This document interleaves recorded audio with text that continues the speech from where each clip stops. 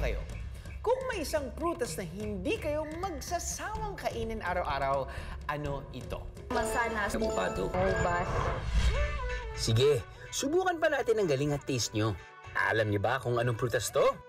Para siyang luyos na ninunguya ng mga matatanda. First time of my life na nakakakita ako ng ganitong uri ng prutas.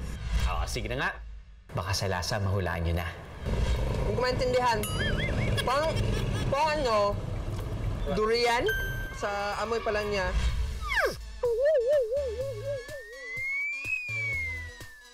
O siya, bibiyakin na natin ang katotohanan. Ayun na nga, ang ahamoy ng tagumpay. Di tulad sa nakasanayang durian, ang kulay ng laman nito, pink at orange. Pero para magkaalaman na nga, mas mabuting pumunta tayo mismo sa Mindanao kung saan ito nakatanim. Makilala, North Cotabato. Matagal na raw kumagat sa kakaibang lasa ng durian ang pamilya ni Bernard. Dati ayaw ko rin, hindi ko gaano siyang kinakain. Pero as time passed, nung ine-explore ko siya, tinitikman ko, doon ko na-discover na may kakaibang taste siya na very unique and masarap naman pala. Pero ang bagong bida raw sa panlasa nila, ang nakakaintrigang orange and pink durian. Ito ang Durio graveolens. O mas madalas nilang tawagin na Sabi ko na Barbie eh! Barbie durian. Yung durian na yan is endemic sa Southeast Asia, especially sa Borneo in general. Palawan, meron din yan. Meron din sa Malaysia, Indonesia. Kumpara sa ordinaryong durian na namumunga sa loob ng 4 hanggang 5 taon, masusubukan daw ang inyong tiyaga sa pagtatanim ng Barbie durian na umaabot sa halos 7 taong paghihintay bago matikman ang heavenly taste nito. Ang bunga ng Barbie durian, sinlaki lang ng kamao.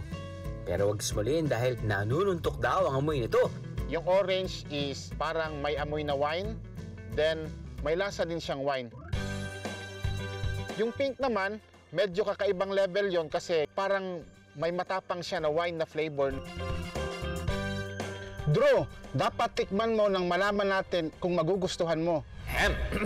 Alam nyo ba na sa lahat ng prutas na natikman ko sa lahat ng aking biyahe sa Pilipinas at sa ibang bansa man, ang pinaka sinusukuan ko talaga, well, alam nyo na yan, durian. Sa 18 years ako nagta-travel, sinubukan ko talagang hindi ko nagustuhan. Although, kapag ginagawa siyang candy at nawawala na yung sangsang, pwede pa.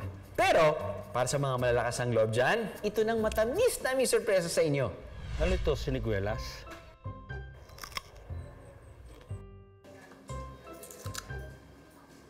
Para po siyang mansanas. Mistulang mansanas na kulay berde. At ito raw ang apple of the eye ngayon sa online world. Masarap. Ang bali-balita kasi, ang prutas na ito, kaya raw pumuksa ng cancer. Ito na nga be, ang prutas na kung tawagin ay jujube. Nagmula ang jujube sa pamilya ng flowering plants na kung tawagin ay Ramaceae. Kadalasan itong isang puno, shrubs o vines. Dahil exotic ito sa Pilipinas, marami ang nagulat nang malaman na may nagsulputang jujube sa Pilipinas. Hindi raw pauhuli dyan ang mga taga-Talisay, Batangas. So, sa full pagkabata ko, yung aking mga lolo't lola, aking mga magulang, paghahalaman talaga yung hanap buhay nila. Nung matikman ko yung bunga niya, mas masarap talaga sa apple. Ang tamang paraan daw sa pagtatanim nito, grafting, kung saan pinagsasama ang dalawang bahagi ng mga halaman para lumaki silang iisa. Tatalian siya para hindi matanggal, tsaka para ma-develop yung graft niya.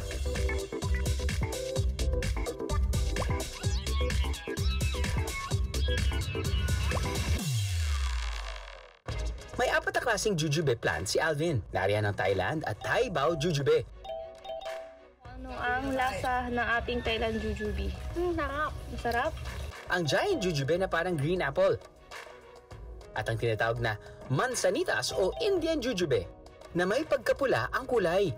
So yan guys, yung ating mga buto. Ang tamis ng jujube, umabot na rin hanggang Cebu. Ang vlogger na si Lucio o mas kilala bilang si Ate Charing, napabili na raw kay Alvin ng seedling. Magla-life update lang ako, no? Meron akong nakita sa Facebook na isang kakaibang tanim. Meron kasi siyang health benefits din. So alam niyo naman, meron akong pinagdaanan sa aking kalusugan. Hindi lingid sa kaalaman ng kanyang subscriber. Si Ate Charing may sarcoma o cancer sa soft tissue. There you go, guys. Ito na po ang sinasabi kong jujube. Kailangan ko pa din ng thorough research about its health benefits. Basta, excited na ako. Pero teka mga kaaha, bago tayo kumagat sa matamis na pangako ng jujube, totoo nga bang kaya nitong pumuksa ng cancer cells?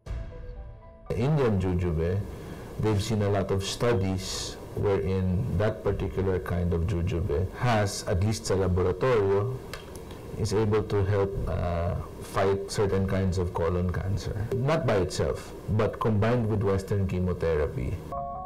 Bagamat patuloy pa rin ang pag-aaral ng mga dalubhasa kung totoo nga mabisang panlaban sa cancer ang jujube, hindi naman daw matatawaran ang iba pa nitong benepisyo. Lalo na ang Chinese jujube na isa raw herbal medicine. For example, yung Swantaoren, it's used in Chinese medicine mostly for calming the mind para masarap matulog. And studies have shown that it can improve cognitive function, mas alert mag-isip. Simula na ang pagtatanim ng sustansya sa ating mga katawan at diligan ito ng mga tamang kaalaman. Para pagdating ng araw, may aanihin tayong magandang kalusugan. Aha! Gatong!